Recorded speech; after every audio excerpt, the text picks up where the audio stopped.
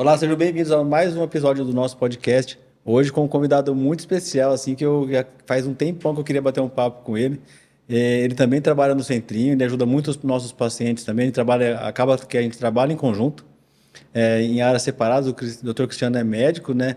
Ele vai explicar um pouquinho, ele é multifunções ali no hospital. E agradecer nossos colaboradores aqui, nossos apoiadores, na verdade, a Padaria Goela, Dental Brasil e a Tal Chá. Então, se você quer saber um pouquinho mais sobre o chá, você tem um cupom de desconto de 10% no site, acessando o nosso cupom BASTOS10, vai estar aqui na descrição do vídeo. Dental Brasil, não preciso nem falar, né? Todo dentista ou todo mundo da área médica também que precisa de materiais odontológicos e cirúrgicos, você encontra na Dental Brasil aqui em Bauru. Também tem o link deles aqui na descrição do vídeo.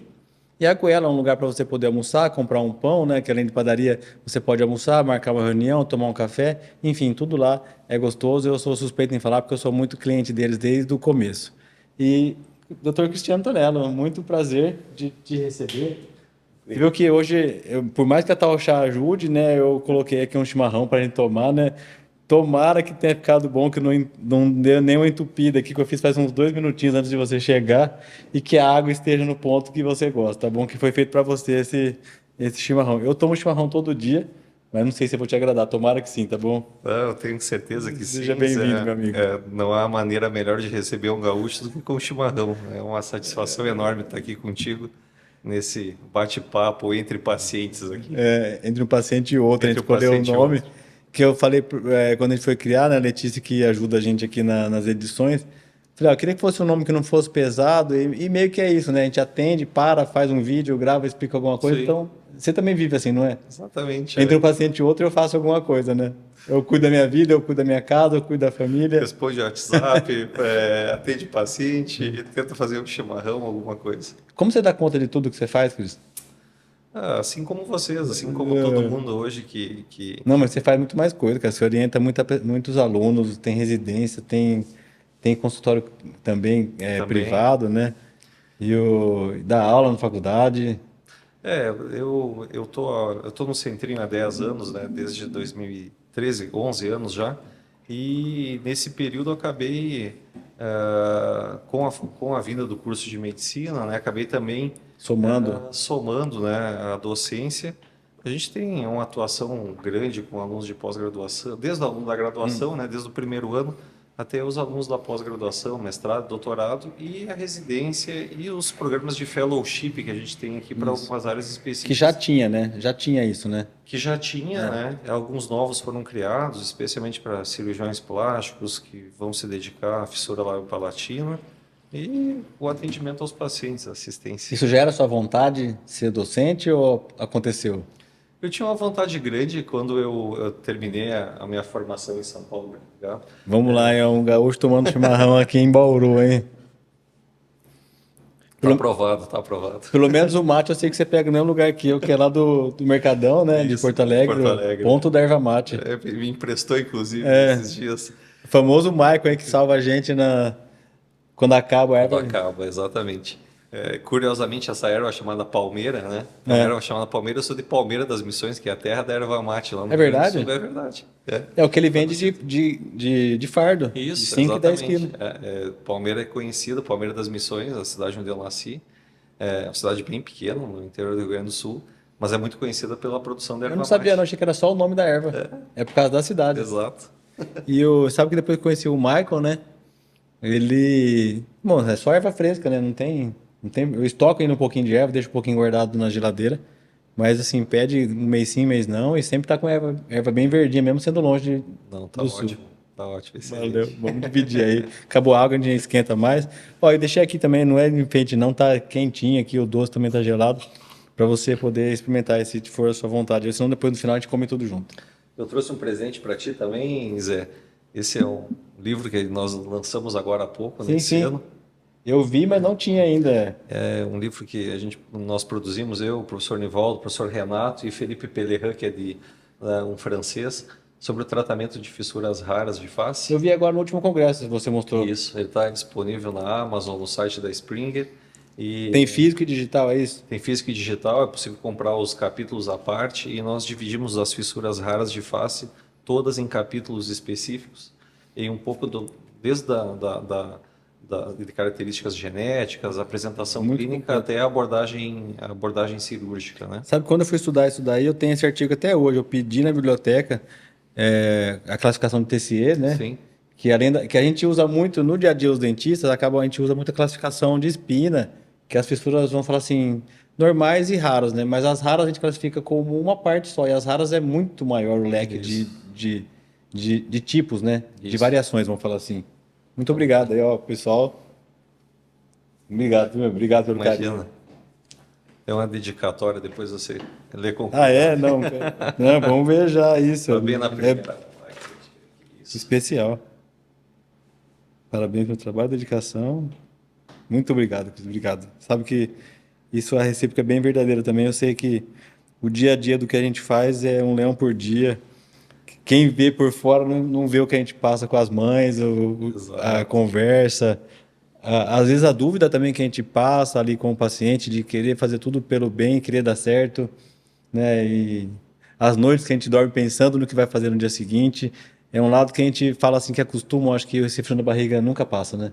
É, na verdade, a vida do cirurgião é você dorme na noite anterior já operando o paciente, você opera o paciente, você vai dormir na noite seguinte Lem- operando ele outras vezes na tua cabeça, né? Então, é porque nossos pacientes, em grande parte das vezes, exigem um pouco a mais da gente, né, de nós cirurgiões, e especialmente nós que trabalhamos com a parte esquelética, muitas vezes os movimentos exigem, nós estamos mexendo num santuário da face onde passam nervos, artérias, veias, né, um corte inadvertido, uma manobra inadvertida pode trazer uma consequência para o paciente naquele momento ou posterior, né, uma paralisia facial, uma paralisia de algum nervo, enfim. Então, esse cuidado, né, muitas vezes uma anatomia que É é diferente já, né? diferente, ela não é exatamente como nós observamos no paciente sem uma condição de uma anomalia craniofacial, uma É, fissura isso por lábio-palatina. conta da fissura rara ou sindrômica, ela tem muita variação nas estruturas de crescimento do paciente. Então, o paciente tem tudo ali presente, mas às vezes em locais diferentes por conta da sua situação, da sua malformação.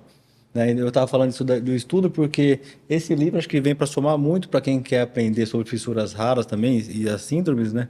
Porque eu falei isso, quando eu fui pedir isso para estudar, eu lembro desse artigo, eu tenho ele salvo, guardado assim, ele impresso, porque eu não tinha muito aonde aprender, né? Acho que na sua graduação também deve ter sido assim, de como buscar isso, né? Essa foi a intenção desse livro, né? Ele surgiu da ideia do professor Nivaldo de São Paulo, porque nós temos um número por receber, por estarmos em serviços que têm um grande volume de pacientes com fissura lábio-palatina, essas fissuras raras acabam vindo com alguma frequência. Então, as amostras que em alguns centros europeus, americanos, são de alguns poucos pacientes, aqui nós temos um determinado tipo de fissura, dentre as fissuras raras, que nós temos amostras de 100 pacientes, 90 pacientes, o que normalmente a literatura não apresenta. Que aqui em Bauru, no centro, acaba não sendo tão raro, você quer dizer, Acaba né? não sendo tão raros, exatamente. Então, a ideia desse livro foi uma maneira de coletar esses dados, documentar esses dados, né, e tentar observar um padrão entre essas fissuras e qual é a melhor conduta. Né? Então, um pouco foi a intenção de fazer isso. E acho que isso, para quem não entende muito ou está chegando aqui agora, essas classificações são muito importantes, principalmente se você vai falar com algum profissional da área da saúde que atende esse paciente em outro local, ou se ele fez alguma cirurgia, por exemplo, o doutor Cristiano, depois vai continuar na sua cidade a outra parte, é a questão de falar a mesma língua e a classificação do mesmo jeito. E às vezes algum detalhe muda de uma classificação para outra, que também é muito importante às vezes, no diagnóstico do paciente. Então, são vários detalhes que fazem o paciente ser classificado, né, para você saber e vamos falar assim, catalogar ele para poder indicar o tratamento e a melhor época de fazer a cirurgia, enfim, o que for preciso. Então, isso é uma padronização de tratamento mundial, né? Isso, exatamente. Óbvio que as fissuras raras, elas elas entram como um capítulo à parte das fissuras lábio-palatinas, porque elas justamente não obedecem um padrão Assim, como as fissuras, né? A origem da fissura lábio-palatina em si é a falha da fusão dos processos da face quando eles estão se unindo. Então, nós observamos quase que em 100% das vezes aquele mesmo padrão de fissura. Às vezes um pouco mais acentuado, às vezes um pouco menos, né? Às vezes completa, incompleta. Mas, diferentemente das fissuras lábio-palatinas convencionais, as fissuras raras elas não obedecem muito. não. Elas não leram um livro de anatomia e de embriologia. Muitas vezes não tem o mesmo padrão, a Não tem mesma o mesmo fissura, padrão, né? exatamente. E a gente usa muito na fissura, nas fissuras convencionais ou não sindrômicas, escolha como você prefira falar, a gente usa o lábio, o rebordo, o palato duro e o palato mole, o rebordo onde está presente o dente ali. Nas fissuras raras já vai muito além disso e muitas vezes a gente usa a órbita, né, também dependendo o lado da órbita, a porção da órbita que está presente a fissura, a gente vai dar uma classificação. Então é um pouco mais complexo mesmo. Da mesma forma que as fissuras, elas acabam, essas fissuras em especial, elas podem ter uma extensão para o sistema nervoso central, para a parte cerebral, a base do crânio. Então, a órbita é o nosso limite, né? Ela é a fronteira entre o sistema nervoso central, a região do cérebro, digamos assim, e a face.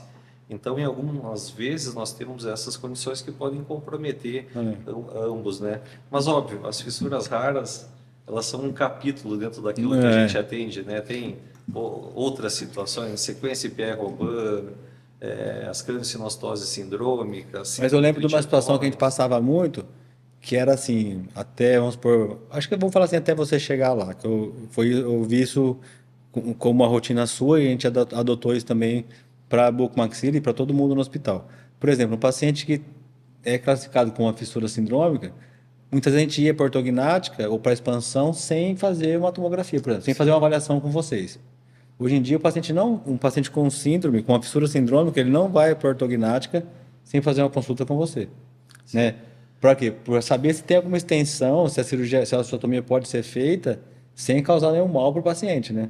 Exato. Essa é uma preocupação grande que nós temos. Eu atendi um paciente no consultório, inclusive, com um entalhe no lábio, apenas um entalhezinho no lábio e uma fissura palatina, né? Mas aquilo denota e um nariz um pouquinho bífido, um pouquinho separado, mas todas as alterações bem suave, mas todas as alterações que comprometem o centro da face precisam de alguma forma serem melhor avaliadas. O mesmo vale para as malformações nasais. Toda vez que nós nos deparamos com uma deformidade nasal, nós precisamos avaliar muito bem essa fronteira que existe ali na base na órbita e a base do crânio, né? Para não ter nenhum evento adverso, alguma coisa que possa ter alguma complicação. O que a gente fala, assim, um evento adverso que o Cris fala aqui, né, parece simples, mas não, é uma comunicação, uma fístula licórica, né? Risco de meningite. Então são coisas que levam o paciente, assim, a indicação de uma cirurgia eletiva pode levar ele até a morte, vamos falar assim. Isso, exato. Então isso é muito sério, quando a gente tem que saber esse diagnóstico, saber, não às vezes tratar, mas ver e falar, pedir ajuda. Isso, exato. Acho que essa é a nossa função, dessa né? forma, acho que, felizmente, eu não lembro de nenhum paciente que tenha tido uma complicação não, graças a Deus, anos, não. Né? Então, acho que vai muito dessa comunicação muito próxima, de entender esse comprometimento dos pacientes. E assim, o tratamento de paciente com malformação, ele é feito de planejamento. É uma cirurgia sempre feita eletiva, né? Por mais que às vezes tenha urgência nos menorzinhos, nas sequências, né? Que acho que são os que a gente acaba tendo uma urgência maior. A gente vai chegar nisso daí, mas toda cirurgia é eletiva. Então, o paciente tem que ser operado com todos os riscos eliminados, praticamente de 100%, né? Então, não opera se está gripado, se tem algum problema de saúde, espera. Se ele está com uma anemia, se ele está com qualquer coisa que atrapalhe a cicatrização, a cirurgia não acontece. Então, várias coisas, algum fator de coagulação.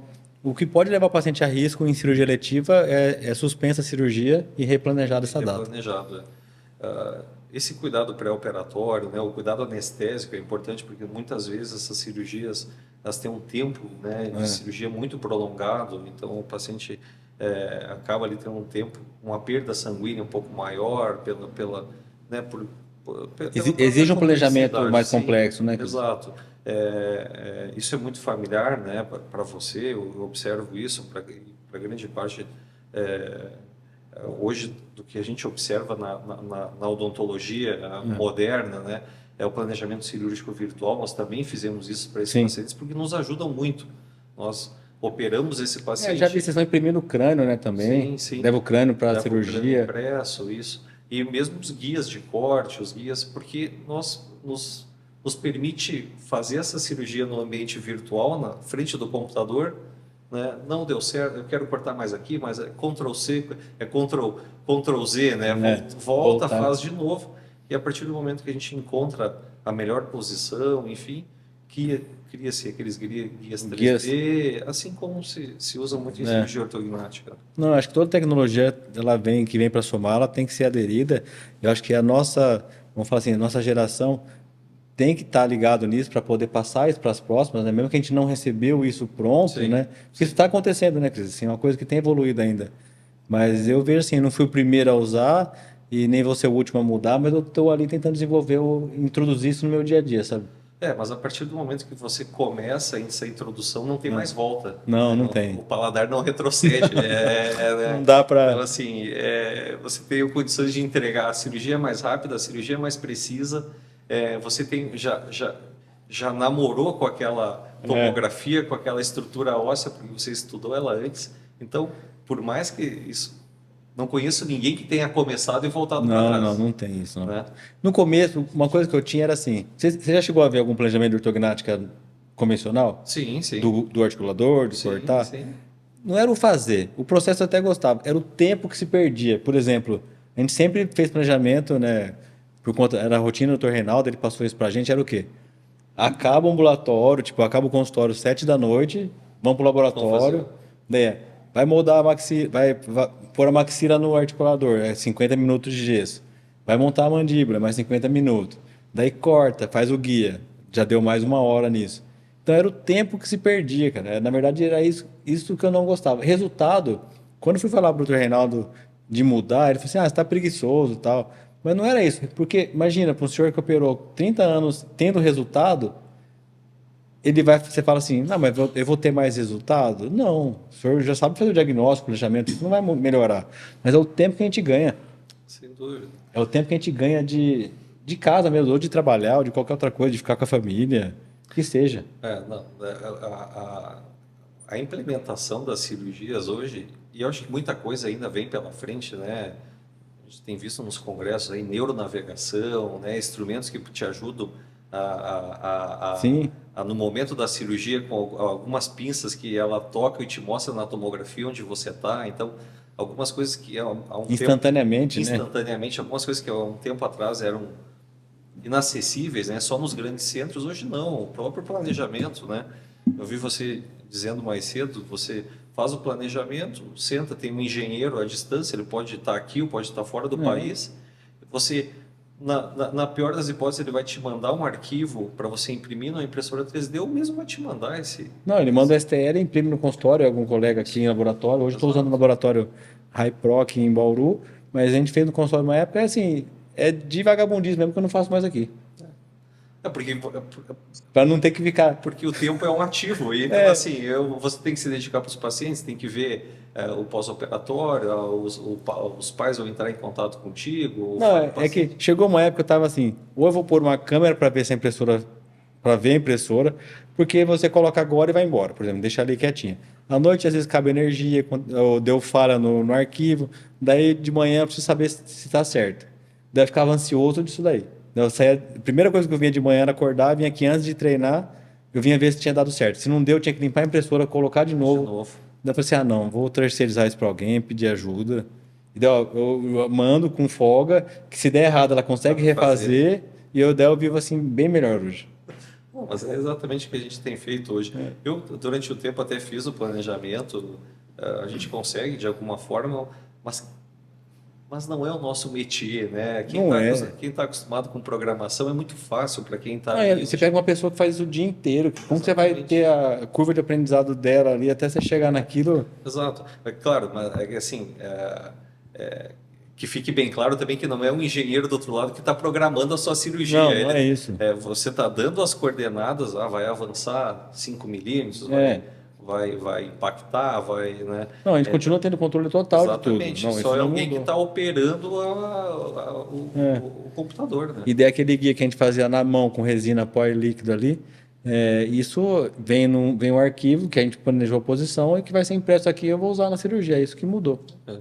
Eu terceirizo o meu tempo ali, compro o tempo de alguém para fazer isso, na verdade. A gente acaba fazendo assim. Nós começamos a fazer isso para as grandes, mesmo as distrações mandibulares, né, a osteotomia, você comentou há pouco a sequência Pierre-Robin, esses bebês que nascem com as mandíbulas muito pequenas, em consequência disso, têm desconforto respiratório, esses pacientes, esses bebês, inevitavelmente iam para traqueostomia muitas vezes, né? E hoje nós conseguimos... Já foi até o protocolo esse, né? Exato. Então, assim, ou ele melhorava com alguma medida, uma cânulazinha no nariz, um tubinho no nariz, do contrário, a criança tinha que ser submetida a uma traqueostomia. E hoje nós conseguimos avançar a mandíbula de um bebê, uma mandíbula muito pequena, né, que passa um nervinho dentro dessa mandíbula, né, que vocês têm o maior cuidado, nós temos o maior dente cuidado. de leite ali, dente permanente. Exatamente. Né, e por meio do planejamento, faço uma tomografia desse bebê e com alguns dias de vida eu posso operá-lo porque eu já conheço a anatomia, eu já fiz o planejamento. Isso tem nos permitido operar bebês cada vez menores e evitando assim a traqueostomia. Com distrator. Com distrator. Distrator mandibular. Distrator mandibular. Né? Interno ou externo vocês estão usando, Cris? Pela disponibilidade, nós acabamos usando mais o distrator externo. Tá. Eu gosto bastante do distrator externo. O distrator interno ele tem uma facilidade porque ele não fica com os pinos exteriorizados, sim, apenas a haste de ativação. Né?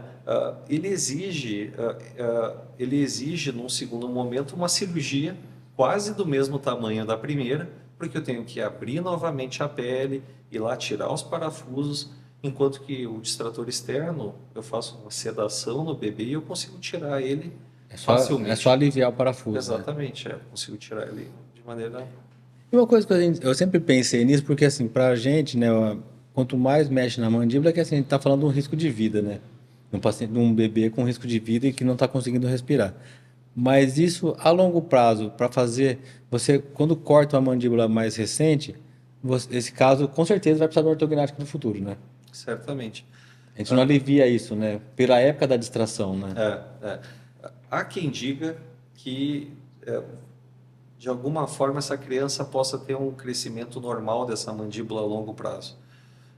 O que nós temos observado, a gente acaba tendo uma experiência bastante grande, é que esse bebê, óbvio, você alivia o desconforto respiratório dele, mas não necessariamente esse bebê vai ter um crescimento mandibular que evite... Porque não é uma distração tão grande para essa época, né? Assim, a ponto de corrigir a mandíbula. Isso. No tamanho dele, você faz ele com um crânio pequeno, ele vai crescer muito, né? Exato. Então, assim, muito do que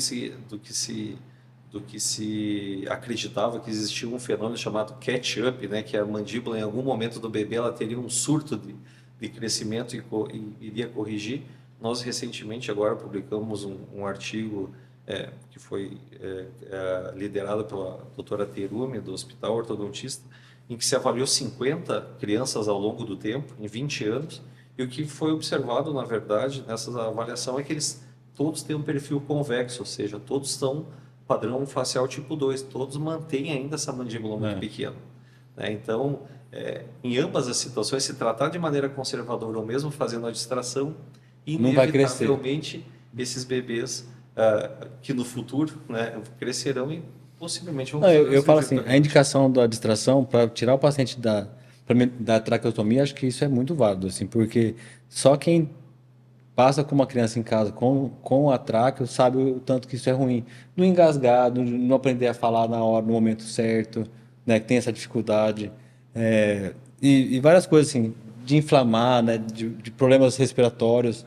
Então tem muita coisa ruim também, mas também salva a vida. Sem dúvida. Mas que a distração vamos falar assim, o que você faz hoje ali é um tratamento de ponta, né? Assim, o mais moderno que a gente tem hoje para esse tipo de problema, né? Sim, talvez seja considerado a melhor né, se fala muito hoje em best practice, né, as melhores práticas em cirurgia, certamente a distração é uma delas. Tem um cirurgião suíço de via aérea que ele fala que as mães naturalmente são cansadas, as mães sabem disso, né? Quem tem filho em casa já é naturalmente uma preocupação. Não, o tempo Mães inteiro, de né? crianças com traqueostomia são exaustas, porque se ela para ela sair, ela tem que levar um aspiradorzinho, ela se preocupa se a criança vai engasgar, se vai deslocar essa cânula. Então, Prende com cadarço e prende amarra. com Tem todo cadarço, um. exatamente. Já vi tanta coisa assim. Agora à tarde mesmo eu atendi uma mãe de São José dos Campos. Ela falou assim: Nossa, eu fui trocar a traqueostomia lá e não passava, machucou o pescocinho da bebê com 8 meses. Então, assim, realmente, né, se É estressante, podendo né? evitar. E uma outra situação, ela é uma via aérea segura, obviamente, né, a traqueostomia. Mas, em média, uma criança, quando é submetida a uma traqueostomia, ela permanece com essa traqueostomia por volta de 3 a 4 anos. Por quê? Porque ela tá todo mundo seguro. O pediatra diz assim: não, mantenha essa Vou traqueostomia. tirar pra quê, Por né? que tirar? Vai ter algum, né? E se ela gripar? E se ela tiver alguma coisa, entupir o narizinho? E o risco de fazer de novo? Exato, exatamente. Então acaba postergando. E naquela criança que a gente faz muito precocemente, a mãe já não aceita mais, nem nós queremos submeter uma criança. Não tem volta mais, né? E uma criança que tem uma traqueostomia, é como você falou, você não consegue imaginar o impacto daquilo, mas ela não pode ir na piscina. Tá calor em Bauru, tá 35 graus, ela não vai na piscina, porque vai entrar água dentro do pulmão. Então, é aquela criança que é privada de muita coisa. Acaba sendo crescendo limitada. Exato, exato. E porque eu perguntei do crescimento, porque assim, não age no centro de crescimento a distração, né? Ele é feito um corte no corpo Corpo da mandibular. mandíbula, né? Então, assim, a parte da articulação toda se mantém preservada, Sim, né? sim. Para poder continuar esse estímulo de crescimento. Mas eu perguntei no sentido se isso melhoraria o crescimento no futuro. Mas o crescimento, por mais que você consiga, vamos supor, dar 15 milímetros nessa mandíbula de cada lado, não vai tirar ele de uma ortognática ou de um perfil convexo Muito, no futuro, né? muito provavelmente. Muito Então, provavelmente isso, não, né? né? A gente vai precisar conversar depois. Não, mas acho que mas os tratamentos são esses. Nessa fase é o que tem para fazer de melhor, que vai fazer a qualidade de vida. Exato. Assim, claro que existe, de alguma forma, nós acabamos taxando, né, as micrognatias, as mandíbulas pequenas, né, coloca num balaio único, né, mas elas têm muitas diferenças entre elas. Por exemplo, o paciente com sequência IPR-ROPAN, ele tem uma mandíbula toda ela diminuída, ou o corpo mandibular, Pequenininho principalmente. também, né? Agora, um paciente com síndrome de Treacher-Collins, que também tem uma micrognatia, ele tem uma mandíbula com a anatomia completamente diferente. Às vezes falta um segmento da mandíbula, às vezes, né, ele tem um lado é completamente Mas diferente não é tão do outro. pequena, né? Assim, não é tão diminuída. Ou às vezes o ângulo da mandíbula é muito aberto, né? Diferente também do paciente que tem espectro oculoauriculovertebral, síndrome de Golden-Ark, que às vezes ele não tem o ramo mandibular, toda a parte Um lado vertical da inteiro mandíbula está faltando. está faltando, né? E é um paciente que provavelmente quando ele for ser tratado na vida adulta, idealmente ele vai ser submetido a uma prótese de ATM junto da articulação, juntamente com a cirurgia Ortognática. ortognática, né? Não tem outra forma de estabilidade hoje. Exatamente. Porque, você sabe, eu nem tenho indicado mais fazer enxerto de costela ou clavícula, o que seja, por conta dessa recidiva. Sabe? Sim. É uma cirurgia que é um transtorno assim, é uma dificuldade enorme para ser realizada. Para você tentar deixar um enxerto numa articulação que praticamente não existe ali, sabe? Não tem uma cavidade perfeita ali igual do outro lado. E a maioria dos casos fica bom, um pouquinho que reabsorve, já desvia. Já desvia. Nós estamos na mesma página, Sabe? porque são anos de ortodontia, de preparo ortodôntico, uma cirurgia complexa, Não, difícil. e aquela situação. Não, tira o terceiro molar precoce para livrar o osso. Não, tira o segundo molar, mesializa o dente. Isso. Já é um preparo diferente. Não, é enorme A cirurgia você vai interpor, colocar um osso, né, que não é igual. Não é igual.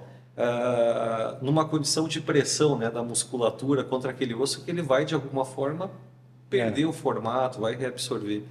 Então, nós também estamos muito nessa linha, porque o paciente fica muito frustrado e o cirurgião também. Porque no pós-operatório ele acaba tendo desvios, acaba perdendo Uma o diferença. resultado. Né? Então eu fico meio assim na hora, pelo tamanho da. Porque assim, o sucesso é nosso, e insucesso às vezes é só meu, né? Exato, exato. Porque mesmo que o paciente goste, você fica aquele, nossa, não ficou legal, não era o que eu queria. Legal. Não era o que eu queria. Exatamente.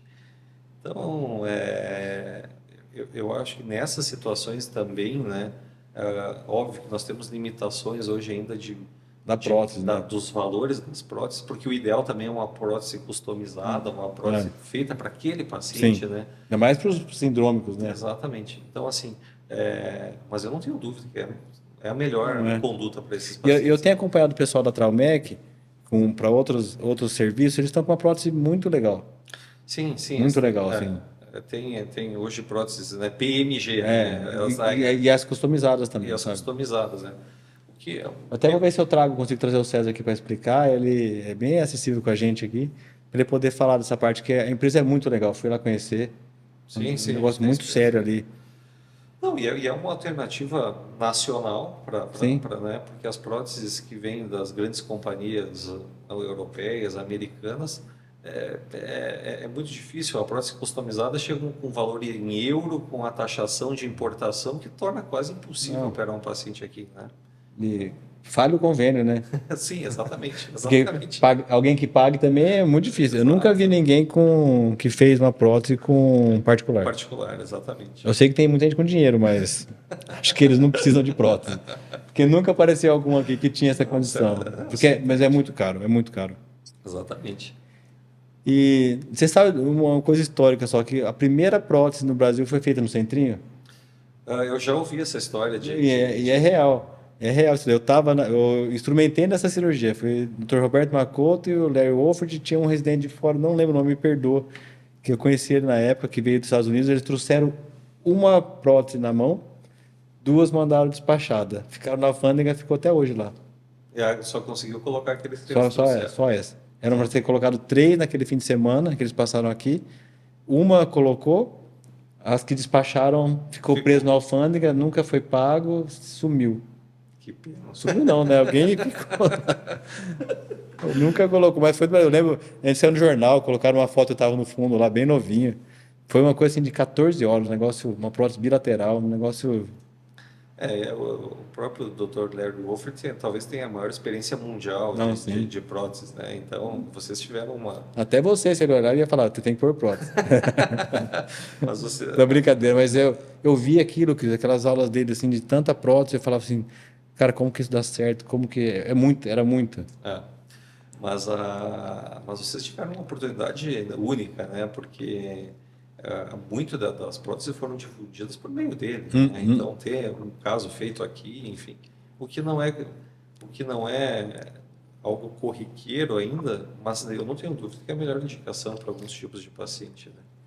Eu gostaria que a gente tivesse isso no hospital, sabe? Seria um desafio enorme para fazer. Eu já tive, começamos uma conversa, porque eu estou envolvido em algumas coisas, né? Eu participei bastante ativamente disso, de ir a Brasília, de a gente tentar sensibilizar muitas vezes o Ministério da Saúde, né, a divisão de média e alta complexidade do SUS, porque hoje mesmo, né, embora a gente faça muita distração de mandíbula, distração de terço médio, embora os protocolos tenham sido escritos, nós mesmos dos centrinhos participamos ativamente, toda a equipe, isso não foi implementado pelo SUS. Então, o que é feito hoje nos hospitais no Brasil, especialmente hospitais universitários, é porque as universidades acabam bancando isso, como a USP aqui entende que precisa, por ser um centro de excelência, nós temos alunos, pesquisas, enfim, isso é necessário, mas o SUS ainda não incorporou. E a prótese de ATM era algo também que era discutido nesse cenário, né? Mas eu acho que assim, você tenta, o próximo consegue. Isso exatamente, né? Porque eu vejo que isso aí é muito moroso, assim, muito demorado de conseguir. Eu vejo a gente está falando aqui de prótese ATM, de extratores, mas a própria cirurgia ortognática, ela é uma realidade distante para muitas pessoas. Não, sim. né? E se a gente for pensar, as placas e parafusos, assim, pelo SUS e no trauma, na ortognática, não tem 20 anos. Né? Foi por aí, 94, 95, que eu lembro de quando começou. Eu não peguei essa época de não ter as placas, mas eu lembro na época do Dr. Reinaldo das placas serem dele, assim, de entrar no hospital com a placa dele. Sim, exato, né? De trazer importado, porque não tinha para vender. Então, a gente vê muito isso. Está falando de alguma coisa É. que para nós não é tão específica, porque nós vivemos isso diariamente, mas é uma dificuldade ainda a própria cirurgia ortognática, porque eu acabo fazendo muita rinoplastia, né? Uma das coisas que eu faço bastante no paciente com fissura lábio-palatina, mas necessariamente, né, e acho que grande parte até dos pacientes já sabem, até nossos pacientes com fissura, eles já sabem o protocolo, né? Sim, E sim. sabe que lá depois, lá no final, vem cirurgia ortognática e rinoplastia. E você sabe que já está quase assim, vai chegar num nível ali entre a gente, que o paciente vai chegar para ortognática e falar assim, ó, não mexe na minha cartilagem, que eu vou fazer o nariz depois. Isso, exato. Tá quase virando isso. Mas eu não mexo na cartilagem, viu? Eu não mexo, nunca mexi, porque eu sempre acompanhei ver. A primeira vez que fui ver um nariz assim, sendo feito foi o Cadu, né? O Cadu sempre fez e ele falava muito disso daí já. Então, desde antes de eu operar, eu já vi que não podia tirar a cartilagem nem mexer. Então, você pegar um paciente meu, você pode ter certeza que não mexer na cartilagem. Não, isso é excelente, porque a cartilagem nativa ajuda muito na rinoplastia, né? E embora os pacientes com fissura lábio-palatina, claro que a primeira abordagem ela ainda já, isso é feito normalmente de rotina no momento da queiloplastia, já é o nariz que numa época anterior não devia ser tocado no primeiro momento em bebês, agora não, a conduta é justamente tentar alinhar o septo, deixar o nariz o mais a asa do Antes nariz de crescer, né? antes de crescer para ter um crescimento mais favorável, né? Óbvio que o enxerto ósseo alveolar tem um papel muito grande também na rinoplastia. Sim. Embora, né, o ortodontista, né, enxergue aquilo como uma maneira dele movimentar um dente para aquela região da fissura, né, e obviamente melhorar a oclusão, né, o alinhamento dos dentes desses pacientes, o fato de fazer o enxerto ósseo alveolar, ele preenche o assoalho do nariz. E o enxerto, quando bem realizado, Ele até levanta a asa ele nasal. levanta a asa do nariz. Então, isso é algo que eu discuto bastante com os pacientes. Nós pedimos tomografia de rotina para os pacientes pré-rinoplastia, justamente por causa disso, porque às vezes você está tendo uma luta inglória Que não tem base, né? Exatamente, porque o assoalho do nariz naquela região ele é mais baixo. E a gente sempre fala, às vezes, para mostrar para a mãe por que não pode fazer o nariz antes, por exemplo, é muito simples. Eu falo assim, mãe, dá seu indicador aqui. Rela desse lado que não tem a fissura. Ah, é retinho. Rela nesse daqui que ainda não fez o enxerto. Tem uma lombadinha assim. Então eu falei, pronto, é por isso. Porque não tem, um lado está pronto e o outro está um buraco, está em uma deficiência óssea. Exato. Então não tem como o cirurgião plástico fazer um milagre se não tem onde ele vai ancorar ali, por exemplo. Fica faltando, né? E a mesma coisa e a mesma situação é porque a mesma situação da cirurgia ortognática, né? Se você faz uma rinoplastia e aí depois, em grande parte das vezes, você vai fazer, né, você vai lá avançar a maxila desses pacientes, que em grande parte das vezes 100%, né? Você vai avançar a maxila, então muda-se a base do nariz. E aí você pode ter uma consequência. Eu acho que hoje que é muito saudável, né? E eu vejo que você participa disso, alguns colegas têm falado muito disso, não é de uma antecipação da cirurgia ortognática, mas tentar realizar ela num período ainda, né? Vamos lá, as meninas hoje, em grande parte das vezes, têm a menarca, a primeira menstruação, ali por volta dos 12 anos, 13 anos. Então, você tem um esqueleto maduro muito precoce e que te autoriza a fazer uma cirurgia ortognática e logo em seguida fazer a rinoplastia. Então, essa paciente com 14, 15 anos, ninguém aqui está advogando para cirurgia precoce, não é isso, mas é uma reflexão que tem que ser feita, né? Eu acho que talvez... Mas ó, você pensa num paciente com sequência de Robin mesmo, que a mandíbula nasceu pequena, eu tenho certeza que ela não vai crescer, porque eu nunca vi um Robin virar 3 ou ter excesso mandibular. Sim. Ele está pronto, ele é operado. Exatamente.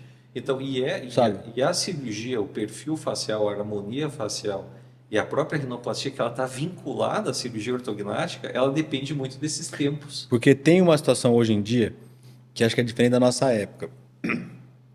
Eu falo assim, da questão de bullying na escola. Por mais que seja batido isso, hoje em dia é muito mais forte do que antes. Exato. Não sei se antes a gente aguentava ir embora, chorava sozinho, porque todo mundo tinha apelido, todo mundo era bagunçado, era zoado, mas assim, hoje em dia isso é muito pior. Então a gente bate muito nessa de não falar do bullying, né? Porque não é certo nem antes nem hoje deve ser apoiado. Mas hoje existe muito nisso daí. Os pacientes, às vezes, muitos pacientes chegam aqui que às vezes querem fazer antes porque a filha ou o filho não querem mais ir na escola. Exato. Coisas mais tristes ainda que você fala assim, como que você vai falar para a mãe? Não, mãe, mas é assim mesmo. Não vai na escola, não quer sair de casa, mas é assim, vai passar. Não, você tem que tentar ajudar. Exato. E se eu ajudar for fazer a cirurgia um pouquinho antes, às vezes não está 100% do preparo, mas você vai passar aquela fase ali, a melhor fase da vida, às vezes do colegial ali, que é de arrumar um primeiro namorado, de conhecer mais gente, de fazer a turma realmente, você não pode privar a pessoa disso. Exato. Eu É muito sério, eu né? recentemente operei, fiz uma rinoplastia de uma menina de 15 anos e que ela queria operar para a festa de 15 anos dela. Imagina a A expectativa. expectativa, né? Então você trabalha com sonhos, né? E o fato disso, você comentou agora há pouco, né, Zé, de que talvez isso hoje tenha uma magnitude maior, é o fato da gente estar aqui na internet, todo mundo hoje está em redes sociais, e isso toma uma proporção muito grande. Todo mundo tira uma foto ali, quer aparecer o Exato, rosto. exatamente. Então, se você não tem um perfil facial adequado, um nariz adequado, você quer naturalmente a melhora daquilo. Obviamente que hoje, você comentou também das cartilagens, né? Uma técnica que, felizmente, hoje até os pacientes nos procuram. Eu vi há pouco você falando que hoje os pacientes chegam e já falam, eu quero o alinhador tal, eu quero de tal marca. Hoje os pacientes muitas vezes que aguardam uma cirurgia ortognática, que aguardam uma rinoplastia, fizeram uma cirurgia ortognática e percebem que o nariz precisa é um nariz que está, às vezes, em função da cirurgia, de uma abordagem, fez uma septoplastia. Grande parte dos pacientes com fissura fizeram uma septoplastia prévia, corrigindo desvios do septo, né, essa estrutura que fica no meio do nariz. Por qualidade de vida mesmo, né? Exato, que não era uma preocupação naquele momento, a estética, né? Estética. E quando vai fazer a rinoplastia, fica muito limitado pelo número de cartilagens, pela quantidade de cartilagem. Então, hoje, os próprios pacientes chegam, eu percebo isso muito na minha prática, dos pacientes falam assim, mas doutor, você tira a cartilagem de costela quando precisa? Eu falei, com certeza, porque hoje não é justificável que uma rinoplastia não fique adequada ou uma estruturação do nariz não fique adequada porque você não tem cartilagem. E você é um dos poucos que fazem com enxerto de costela hoje, né?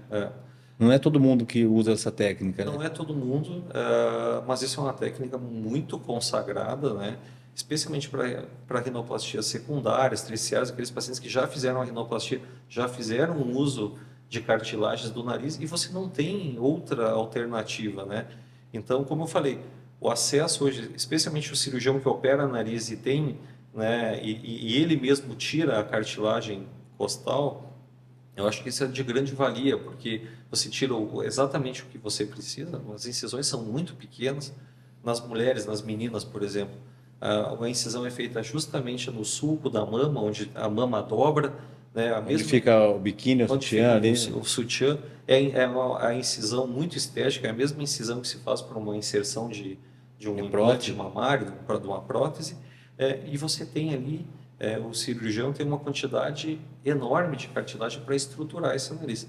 Então, é muito curioso esse movimento que existe entre os pacientes, porque uma vez que eles operaram, às vezes uma vez o nariz, e chegam no cirurgião que não se vale dessa técnica, dizem, olha, não tem muito o que te entregar, porque você já fez uma rinoplastia. Não, mas espera aí, existem outras alternativas. Mas sabe que isso se deve a duas coisas, né? Assim, tudo é pela internet, mas é grupo de WhatsApp. Sim. É que a gente não anda por esses grupos, né? Porque são grupos de pais e mães. Sim, sim. Então a gente não faz parte. Os que a gente faz parte é para ajudar em dúvida, então você já deve ter percebido isso. Sim. Que os que a gente faz parte, as perguntas são diferentes, né? Mas tudo bem, eu acho que isso é válido, sim. Essa divisão do que aconteceu com meu filho, para o seu não passar igual, ou poder ajudar o seu filho se eu já passei com o meu. Então, isso é muito legal. E hoje, um profissional que não busca, a mãe chega sabendo o artigo, porque ela tem acesso igual você tem. Exato, exato. Se você não tiver assim na linha do gol o tempo inteiro ali, o pai, a mãe chega, que foi um estudioso um pouquinho ali de fuçar, ali de procurar pela busca, o que que é, achar o nome técnico, ele vai chegar onde a gente estuda ali todo dia. Exato. Eu muitas vezes eu começo a minha consulta assim, vamos tentar Nivelar. nivelar da onde que a gente parte, porque tem muitos pais que realmente chegam com muita informação, o que é bom, porque meios como esse, né, essa própria conversa que hoje chega para muitos pais, para muitas famílias, para os próprios pacientes, né? Nós estamos falando, Sim. nós estamos falando de um paciente, especialmente a fissura lábio-palatina, que é muito curioso, porque as decisões, as primeiras são tomadas pelos pais. Fechar o lábio, fechar o palato é com 1 ano de idade. Mas o enxerto ósseo ele já tem 8 anos, 10 anos. A criança já percebe. Ortognática nem se fala, já é O paciente às vezes decide. Ele decide. A mãe fala, você quer fazer ou não, você que decide. O que você decidir está feito. Exatamente. Então, assim, os próprios jovens hoje, eles acabam olhando, né, em redes sociais. Às vezes o conteúdo é um pouco... É melhor, é pior, mas de certa forma, raramente o paciente hoje chega sem nenhum conhecimento sobre aquilo. Né? Eu peço sempre a todo mundo evitar, assim, não sei se todo mundo faz, mas quando me perguntam, eu falo, pode ver o que quiser, mas evita ver uma cirurgia igual a sua, que não foi eu que fiz, por exemplo. Ele vê um vídeo no YouTube, dele uma extração de dente ou de um implante, porque ela vai ver de outra pessoa, às vezes é uma situação, é uma extração dentária, mas vai ver a pessoa fez um retalho enorme, fez um desgaste ósseo que eu não vou fazer, e aí mostra o paciente às vezes muito inchado, mas que tinha uma infecção. Então daí ele junta, acha tipo assim, nossa, vou ficar assim, mas não foi eu que fiz, não é o caso igual. Sim. E ele acha que vai acontecer a mesma coisa com ele, né? O mesmo é válido para rinoplastia, por exemplo. Os pacientes às vezes veem vídeos na internet e falam, nossa, mas vai quebrar meu nariz com um formão ali, com um martelo, vou ficar desse tamanho. Assim, né? E hoje nós temos, né, de uso diário nosso, né? A gente compartilha dessas tecnologias piezoelétricos, serras, né, que são muito precisas, com corte muito fino. Hoje... Que você praticamente desenha no osso ali na osteotomia, né? Osso, não tem perda de osso. E isso que era aplicado só para grandes ossos, né? Hoje a gente consegue aplicar no osso nasal, nas estruturas do nariz. E um paciente que dá alta muitas vezes no mesmo dia ou no dia seguinte volta para suas atividades muito precoce, né? Muito mais rápido. Não, essa questão de qualidade de vida pós-operatório, isso melhorou muito. Isso, sem dúvida, foi um dos maiores avanços que eu vi assim, em tudo. E principalmente por conta da anestesia. Assim, hoje, como a pressão fica baixa, o sangramento é pequeno, a tranquilidade do paciente acordar. Eu não sei, eu acho que hoje isso é muito tranquilo. Assim, é muito tranquilo. Não sei se a gente está muito bem cercado de anestesistas, né? Onde a gente vai, mas assim, eu vejo isso como uma coisa muito tranquila para o paciente. E todos têm medo. Sim. Mas eu acho que assim, tipo, o menor dos medos acho que devia ser a anestesia. Porque tem um pouco de... recentemente teve um filme, né, com Antônio Bandeiras que existia ali, o paciente ficava acordado durante a cirurgia, ele percebia tudo. Então, a anestesia é algo... Existe algo mágico nisso, né? Porque o médico anestesista vai ali e pega uma veia e coloca uma coisinha branquinha, outra de outra cor, amarelinha, e esse paciente dorme durante horas e ele não lembra, né? Então, isso dá espaço... Dá fantasia, né? Mas a verdade é que, especialmente, né, com anestesia endovenosa, com algumas práticas de operar o paciente com uma pressão muito baixa, frequência cardíaca muito baixa, ajuda muito o cirurgião. Não, e até assim, em muitos lugares hoje já está frequente o uso do bis, né, para atividade cerebral. Sim, exato. Então, tipo, não tem como o paciente estar com um bis e ele tá consciente. Exatamente, porque o anestesista está observando o nível da onda cerebral, então ele não tem como ele estar... Não tem essa chance de acontecer, né? Exato. Não, isso ficou bacana pra gente também. Ficou muito, muito bom de saber que conta com isso, né? Por mais que a gente não se meta nisso, mas facilita pra gente uma anestesia boa, né? Sim, exato. Não, eu acho que, assim, de certa forma, as cirurgias ao longo dos últimos anos, né? E, e eu acho que o que é mais interessante hoje é que você não vai para um hospital americano, um hospital europeu. Recentemente eu tive a oportunidade de ir no Boston Children's Hospital, que é o hospital pediátrico da Harvard, em Boston, e ficamos durante uma semana lá, eu, a doutora Michelle, o doutor Luciano, anestesista também, e você observa que, assim, óbvio, existe algo que é muito impactante da estrutura, enfim, mas em A relação história, né? a história, né, o nome, mas em termos de tecnologia, o piezo elétrico, o cuidado com a anestesia, a técnica cirúrgica, O né, abismo de antes não é tanto, você quer dizer, não né? é exato. O planejamento cirúrgico virtual, o cirurgião usando o guia 3D, as plaquinhas que foram impressas numa impressora 3D e esterilizadas usando a cirurgia, a rotina é a mesma.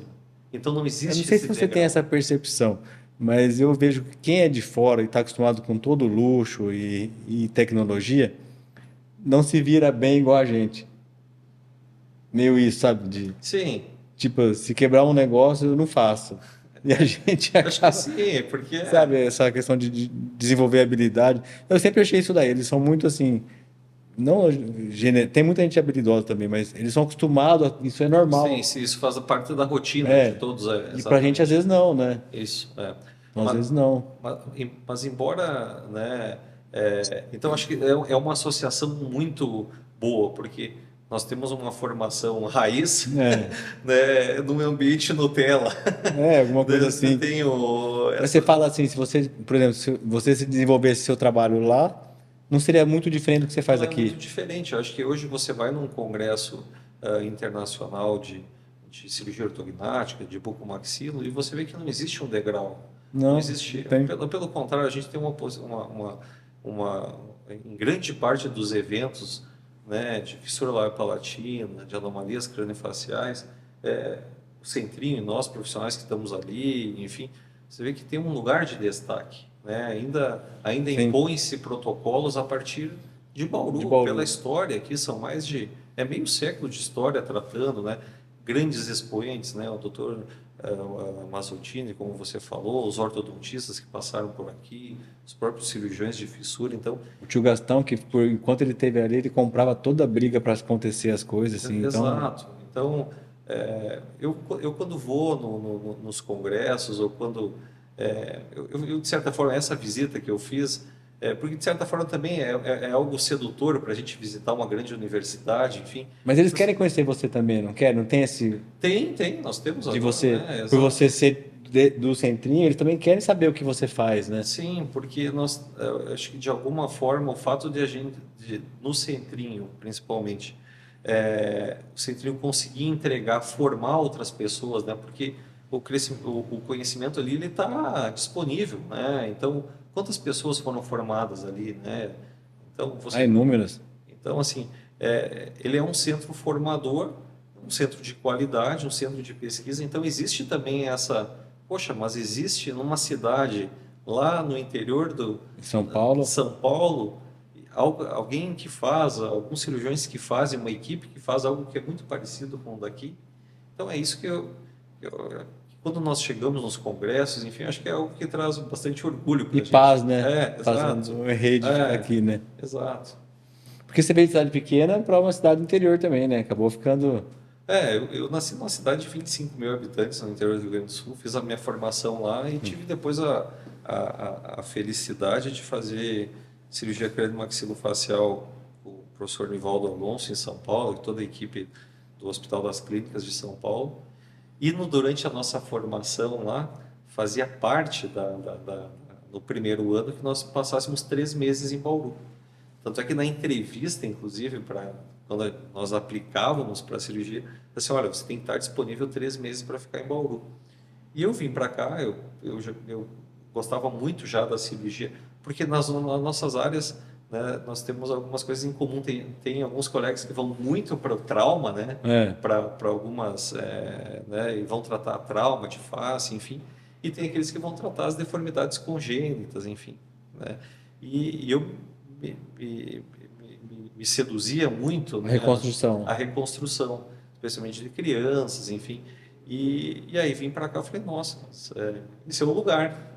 Me Então, encontrei. acabei ficando, exato, me encontrei, vim para cá, e aí fiquei um ano, fiquei o segundo ano, tive a oportunidade de fazer o doutorado mesmo em São Paulo, mas estando aqui, e aí surgiu um concurso do Centrinho para médico, para cirurgião craniofacial. Passei, aí conheci minha esposa, a Carla, que é dentista, aqui, fiz formação aqui na FOB, e aí E agora você é daqui. agora sou bauruense com orgulho. É bauruense. Um gaúcho em Bauru. Mas eu gosto bastante de Bauru, eu acho que Bauru você é bauruense. Não, sou nascido em Cafelândia. Então, Uma cidade super pequena também. mas eu acho, né, eu tô aqui no teu consultório, nessas fotos, tem muitas fotos de Bauru aqui do... Mas é para quem vem de fora conhecer, entendeu? Exato, mas não, mas esse fotógrafo tem uma sensibilidade, né, o Melanie Sim, de no céu. fotografar. Cada sala tem um lugar de Bauru. Então Até no banheiro tem um cantinho de algum... Não, mas Bauru é uma cidade muito acolhedora e eu vejo muito que uma das grandes preocupações... Eu tive consultório em São Paulo, até 4 anos atrás, até minha filha Eu lembro dessa fase. nascer.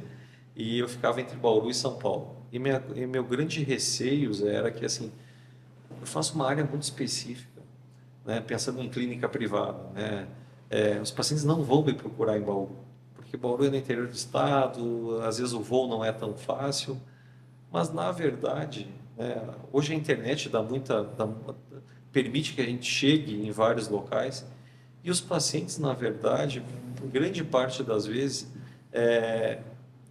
às vezes nós ficamos inibidos de falar alguma coisa para os pacientes, especialmente nas redes sociais, mas às vezes aquele teu pior vídeo ajudou muito algumas pessoas. Com certeza.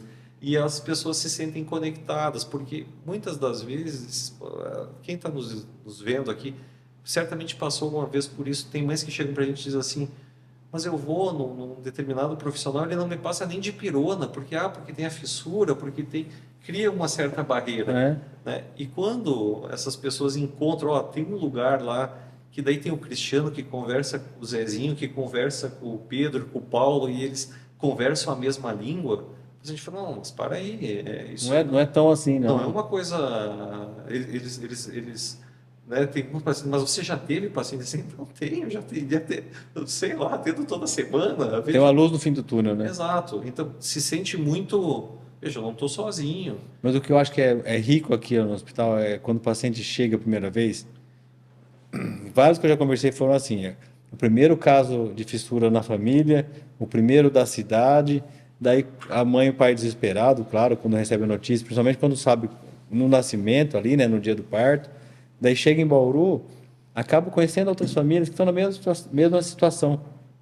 Isso. E daí isso dá uma paz de falar assim, não é só eu, tem solução, vê paciente que já está terminando, começa a interessar pelo meio, e daí vê que não é uma coisa que assim, a criança vai ter uma qualidade de vida às vezes normal, sem nenhuma limitação, que é o que eu vejo na maioria acontecer. Muitas vezes Agora, falar que é fácil não é, são várias cirurgias, a família é operada junto, acaba sofrendo com tudo isso, mas o paciente consegue não ter limitação, se ele falar que ele vai escolher ser qualquer coisa na vida, ele vai conseguir, mesmo com o tratamento junto, caminhando. Exato. Mas a espera, a espera por um atendimento ali, como nós estamos aqui um do lado do outro, às vezes ele tem uma situação que o filho, que o paciente que está do lado, ele tem alguns anos na frente, ele já passou por aquilo, e aí começa a compartilhar algumas experiências que alivia o fardo. Né? Então isso a gente percebe muito ali no dia a dia, né? No dia a dia, aquela própria espera para um atendimento, ela é terapêutica para esses pacientes, porque eles acabam conversando com os outros, olha, é difícil a primeira noite, chora, faz isso, mas depois passa. E uma coisa que você falou, assim, que eu ainda não consegui parar, que seria meu sonho ficar só em Bauru para atender. Quando você fechou o consultório e começou a vir só aqui, isso mudou muito economicamente, ou dos pacientes, ou isso se equalizou? No primeiro momento, assim... Como que você acha que foi? Porque assim, é uma coisa minha, todo ano eu falo assim, esse ano eu queria viajar menos. Daí já começou em janeiro, fui 3 vezes para São Paulo, vou para Brasília agora semana que vem. Então, quer dizer, não está mais tranquilo, entendeu? Sim. Não está menos.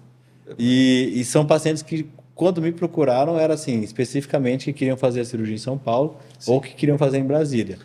Que a gente, pelo CRO, só pode operar em 2 lugares, né? 2 lugares. Então, só tem o conselho aqui e o lá. secundário de Brasília. Eu não posso ir em Porto Alegre operar, por exemplo. sim. A gente não pode ter Atuação em mais estados. mais estados, Eu durante um tempo eu tenho um vínculo forte ainda com São Paulo, vou com alguma frequência operar lá. Tem alguns pacientes que querem operar, até pela estrutura hospitalar. então não é uma porta fechada. Não é uma porta fechada. Você não está constantemente lá só. Exato, exato. Tá. Mas alguns pacientes que desejam operar lá, às vezes tem uma categoria de convênio que permite fazer a cirurgia num hospital, né, de um padrão como Sírio-Libanês, né, Santa Catarina. E eu falo por quê? Os pacientes são nacionais, assim, que te procuram, e às vezes o convênio dele não paga Bauru. Isso Existe isso, assim. Eu tenho paciente assim, que às vezes não consegue acertar em Bauru, por exemplo. Embora hoje, né, o fato de existir reembolso, por exemplo, né, o paciente, às vezes ele tem a primeira A prévia, né? aporte, né, tem a prévia. Então isso de certa forma acaba sendo possível também em Bauru. Mas existe muito isso. Às vezes o paciente é de fora, o acesso, alguma coisa. Claro que algumas cirurgias eu acho mais complicado de fazer, porque eu preciso necessariamente estar muito presente com o paciente no pós-operatório, né? Não dá para você vir embora no dia seguinte. Exatamente. Né? Às vezes é uma rinoplastia, ok, o paciente fica bem, tá? Tem um suporte de colegas que estão lá, mas, por exemplo, uma reconstrução de orelha, que existe... Se você vê o olho se o seu olho não vê, não vai crescer. Exato, né? Você tem que acompanhar o curativo, o cuidado, são cirurgias que o pós-operatório exigem essa presença, então aí inviabiliza com o fato de a gente estar aqui. Né? Eu acho essa reconstrução uma coisa muito difícil, Cris. E é mesmo, não é? É difícil. Porque a orelha já é uma estrutura que tem Eu uma não falo vascularização. difícil não só a habilidade de fazer. O difícil tudo, assim, de criar tecido, de conseguir a área doadora certa, de medir o tamanho, é muito meticuloso, né, a cirurgia. É muito meticuloso. Isso é outra coisa que nós acabamos fazendo uma transição, né, porque a cirurgia tradicional de reconstrução de orelha, nos pacientes que nascem com microtia, né, a técnica tradicional, desde a década dos anos 50, era retirar de 3 a 4 segmentos de costela, cartilagem, esculpir aquilo e colocar embaixo da pele. Né? E torcendo que a vascularização fosse adequada, que a absorção não fosse muito grande. Isso um primeiro tempo. Aí, num segundo tempo, solta a orelha, porque ela fica grudada na cabeça. Sem dobra, sem volume, né? E sem projeção, né? Ela fica colada. Tá. E aí, um segundo momento, né, ele vai botar um calcinho ali de cartilagem para poder dar projeção com enxerto de pele. De 30 anos para cá, agora, mais recentemente no Brasil, eu acredito que tenha sido um dos primeiros aqui a adotar isso. John Heinrich, nos Estados Unidos, desenvolveu o Medipor, né, que é a prótese que é a mesma que é usada às vezes para mentoplastia, contorno facial, e que hoje nós conseguimos fazer sem o uso de cartilagem. Sem ter que esculpir tanto assim. Exato, porque ela já tem ela vem pré-montada. Por outro lado, né, tem essa facilidade, a cirurgia é realizada só num tempo cirúrgico, pode ser feito mais precoce, numa idade mais jovem, porque no método tradicional a gente tinha que esperar a criança ter um tórax adequado para tirar uma cartilagem boa. Se fosse muito franzininho, muito pequeno, tinha pouca cartilagem. E você queimava a chance ali, né? Exatamente, né? Então, imagina pacientes bilaterais, nós temos pacientes sim. tirar 3 a 4 de cada lado, né? Isso eventualmente até não podia errar a chance, né? Eventualmente evolui até para uma deformidade de tórax, enfim.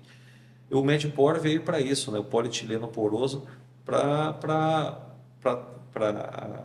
evitar a área doadora. Só que, por outro lado, nós temos que cobrir muito bem, porque ele é algo que é estranho ao nosso organismo. Embora ele seja biocompatível, tem que soltar a face do músculo temporal, cobrir com enxerto de pele da região da virilha. Então, assim, os resultados cirúrgicos hoje são muito mais agradáveis, mais satisfatórios. Então, nós acabamos, de certa forma, migrando nos E últimos anos. eu não vi mais a prótese sobre implante. A prótese Extraoral, externa, ela hoje, caiu em desuso ou não, aqui não tem feito? não, ela fica reservada para aquelas situações em que, por exemplo, com a costela não tinha mais o que fazer. Você tirou 3 a 4 segmentos de costela, não tem como tirar mais 4 costelas. É uma vez só? Exatamente, né? Imagina, ainda mais pacientes bilaterais, não tem como. Eu não tinha mais área doadora. Então, assim, ele passou a ser restrito àqueles pacientes que você não tem mais o que oferecer de cirurgia. Né? Então, coloca-se ali como se fosse um implante de dente, né? E põe uma orelha de silicone. Com imã, Com imã. É igual faz com prótese total removível sobre implante. Isso. Assim. A gente chama de overdenture, né? Ela é uma excelente alternativa. Tem alguns pacientes, por exemplo, e aí não condições congênitas, mas às vezes pacientes que sofreram traumas importantes, queimaduras na região da orelha, em que a vascularização está muito comprometida e fazer a cirurgia tem um risco muito grande. Porque necessariamente a gente tem que ter uma vascularização adequada nessa região. Então, Porque eu já vi muito caso bom do natural e bom da prótese também. sim. Eu não sei qual que é Você falou de um ser indicado quando não tem o outro, mas a prótese também é indicado.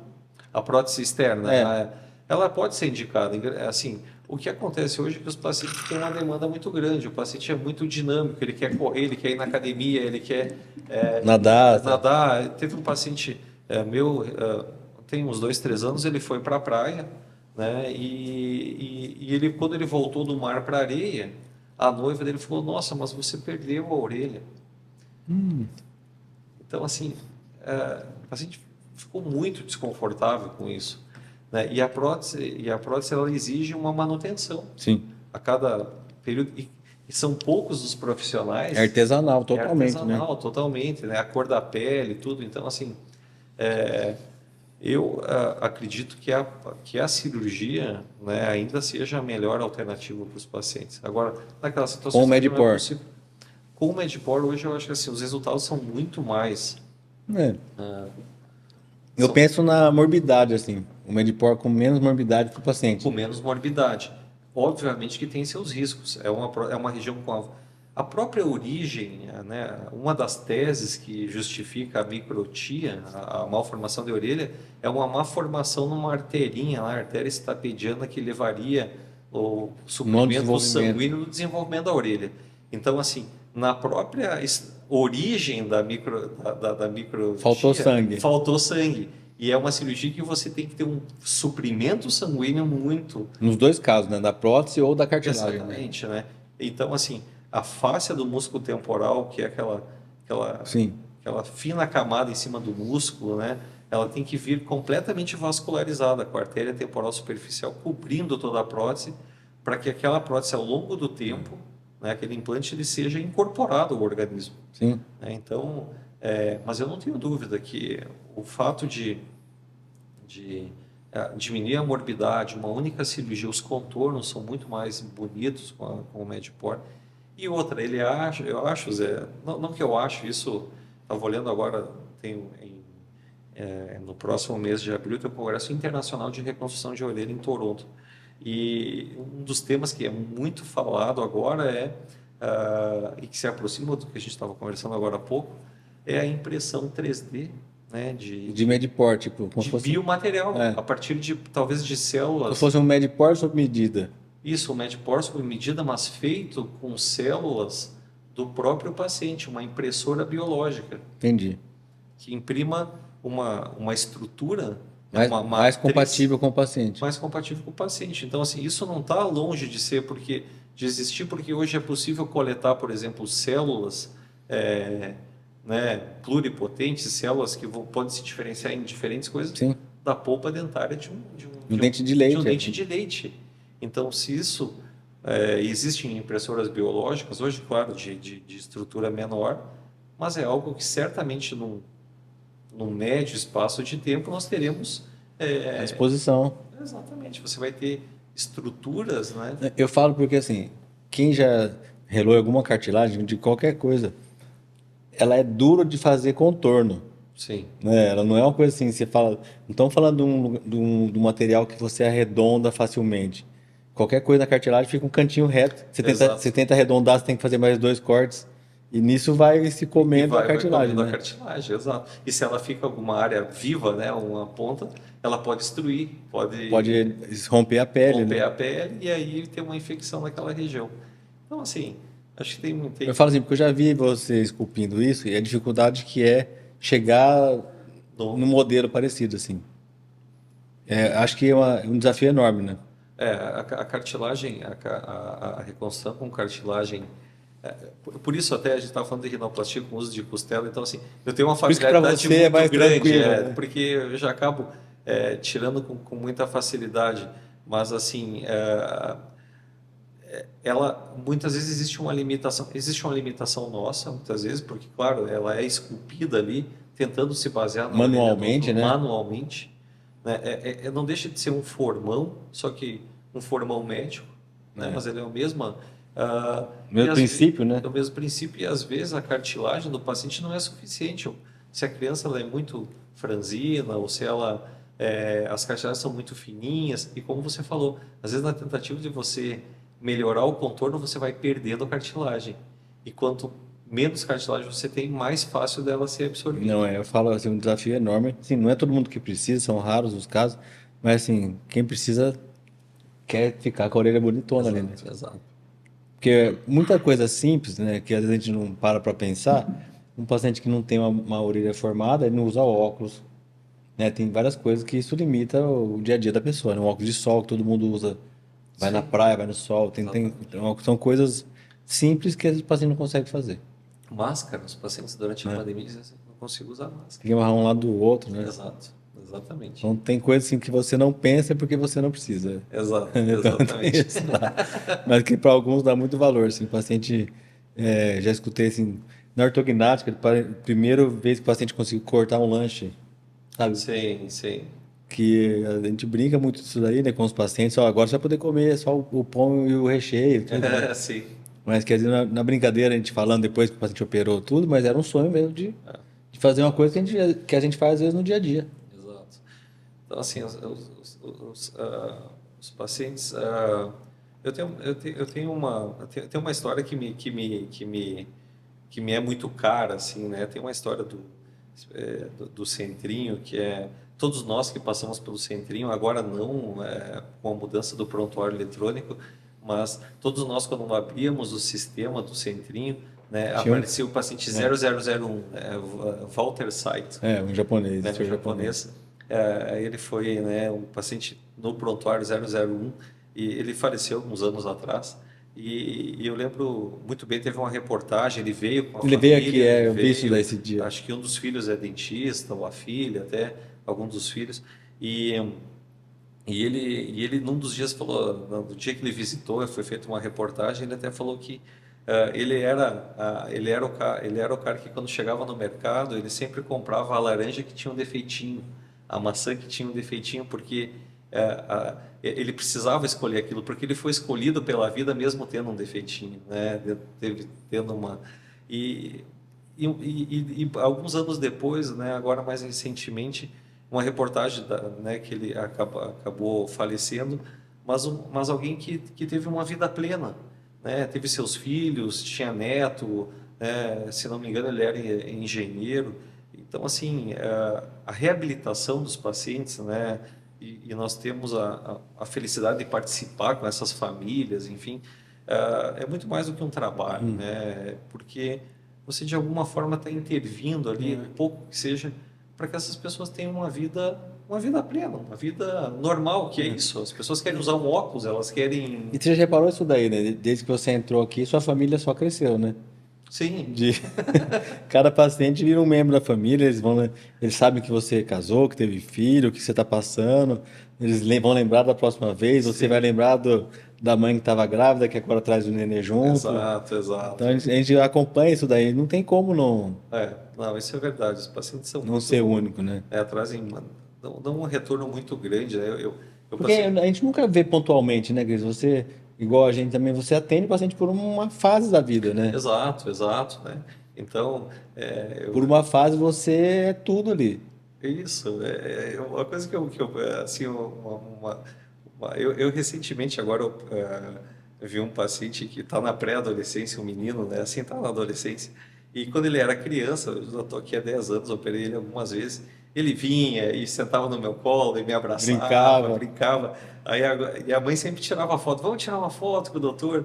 Aí no agora colo, você assim. vê, ou, né, quando era criança, Chega, dá beijo, né? dá beijo e coisa. Agora já vi que é adolescente, né? Ele já não se sente Toca de tão mão, né? confortável, exato, Você vê assim, pô, cresceu, né? As pessoas então você vai acompanhando, vai.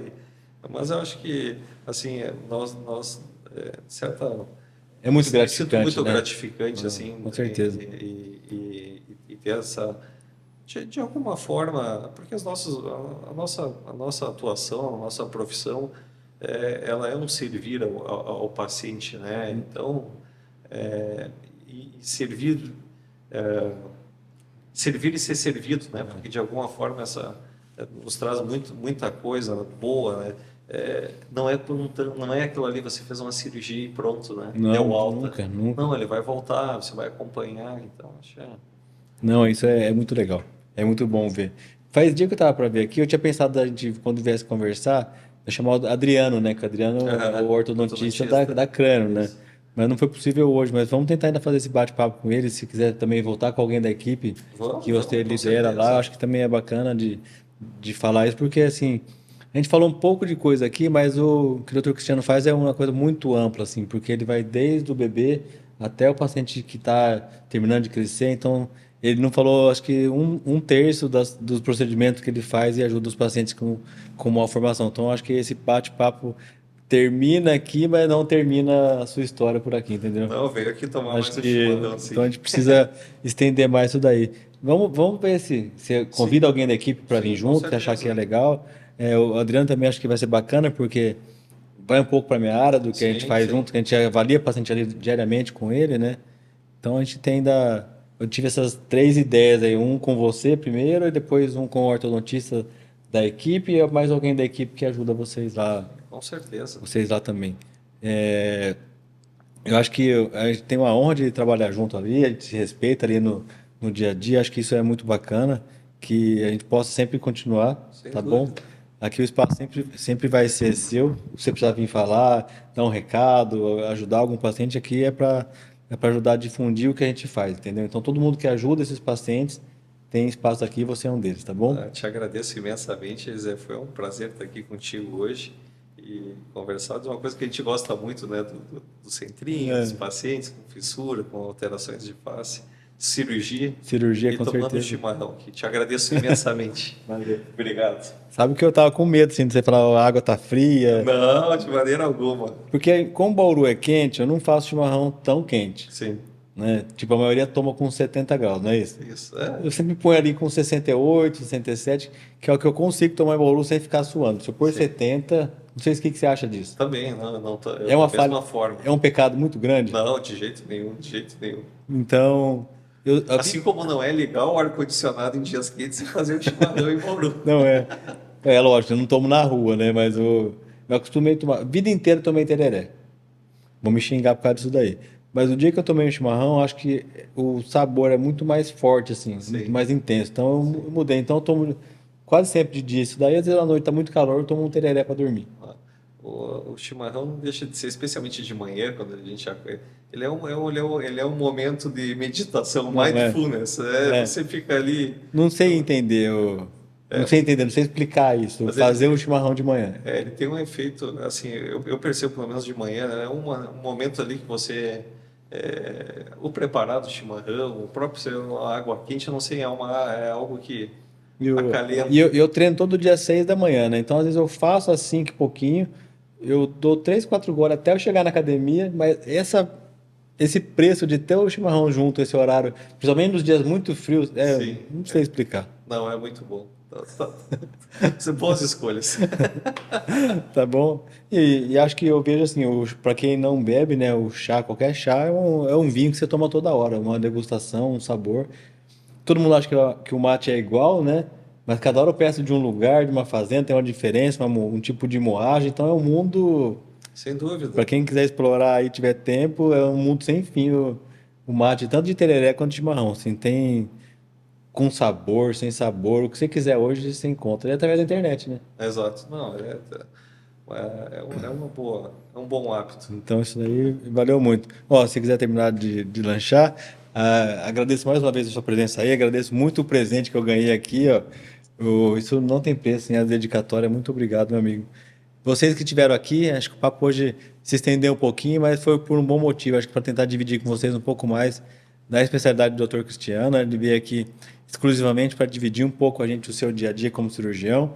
Eu sei que vocês vão ter bastante dúvida, então se quiser perguntar alguma coisa específica para ele, deixa aqui nos comentários. Se você gostou, sabe de alguém que precisa desse vídeo, dessa motivação para cirurgia, para saber, compartilha aqui através do nosso canal. Se inscreva se você gostou e se acha que isso faz sentido para você. Até a próxima. Fique com Deus. Muito obrigado. Muito bom.